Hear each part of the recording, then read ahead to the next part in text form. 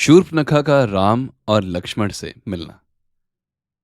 रामायण काल में यदि हम सबसे बड़ी घटना की बात करें तो वो थी भगवान राम और राक्षस राज रावण के बीच हुआ युद्ध। इस युद्ध के होने की वजह थी सीता हरण। परंतु रावण ने क्यों सीता का हरण करा, आइए इस बारे में जानते हैं।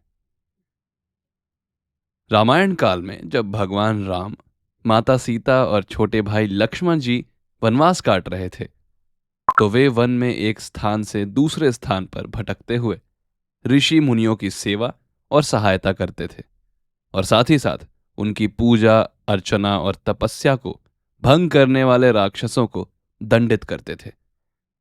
इस तरह उनकी रक्षा भी हो जाती थी। इस कारण अब राक्षस ऋषि मुनियों को परेशान नहीं करते थे। एक बार ऐसे ही भगवान राम, माता सीता और लक्ष्मण जी सहित वन में घूमते घूमते पंचवटी नामक स्थान पर पहुंचे। यह स्थान उन्हें बहुत ही सुंदर लगा और उन्होंने वनवास के अंतिम वर्षों में यहीं रहने का निश्चय किया। उन्होंने पंचवटी में गोदावरी नदी के तट पर अपने लिए एक छोटी सी कुटिया बनाई और फिर वहीं समय व्यतीत करने लगे। अब वनवास का समय शांतिपूर्ण तरीके से बीत रहा था। पहले की तुलना में राक्षसों का आतंक भी कम हो चुका था। इसी दौरान राक्षस कन्या शूर्पणखा वन भ्रमण को निकली और घूमते घूमते गोदावरी नदी के पास पंचवटी पहुंची और वहां उन्होंने राम भगवान को देखा और उनके सुंदर रूप को देखकर उन पर मोहित हो गई। इसके बाद शूर्पणखा ने सुंदर सा रूप धारण किया और वो भगवान राम के पास जाकर बोली, हे राम, मैं आपसे विवाह करना चाहती हूं।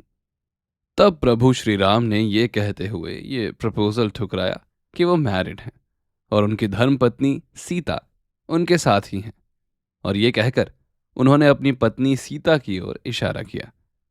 तब उन्होंने लक्ष्मण जी के साथ मजाक करने के मूड से शूर्पणखा से कहा कि मेरा एक छोटा भाई है, वो भी मेरी तरह ही सुंदर रूप और शरीर रखता है और जो वन में अकेला भी है, तो आप उनके पास अपना प्रेम पूर्ण विवाह प्रस्ताव ले जाएं, आपकी मनोकामना पूर्ण हो जाएगी। तब शूर्पणखा अपनी विवाह की इच्छा लेकर लक्ष्मण जी के पास गई और उन्हें अपने विवाह करने की इच्छा जताई।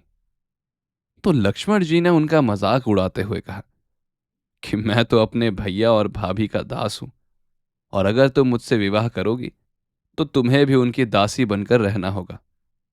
शूर्पणखा ने इसे अपना अपमान माना और ये सोचकर माता सीता पर हमला कर दिया कि अगर सीता की मृत्यु हो गई तो राम मुझसे विवाह करने के लिए तैयार हो जाएंगे। तब लक्ष्मण जी ने क्रोध में आकर शूर्पणखा पर प्रहार किया और अपनी तलवार से उसकी नाक काट दी। इस प्रकार के प्रहार से वो दर्द और अपमान भरे मन से अपने भाई खर और दूषण के पास गई और अपने राक्षस भाइयों से बदला लेने के लिए कहा। तब खर और दूषण ने राम और लक्ष्मण पर हमला किया, परंतु दोनों ही राम और लक्ष्मण द्वारा मारे गए। खर और दूषण की मृत्यु के बाद शूर्पणखा और भी ज्यादा अपमानित महसूस करने लगी और पहले से भी ज्यादा क्रोध से भर गई। इस कारण वो राक्षसों के राजा और अपने बड़े भाई लंकापति रावण के पास गई और रावण रावण कहकर इस प्रकार कराहती और चीखती हुई अपनी कथा सुनाई।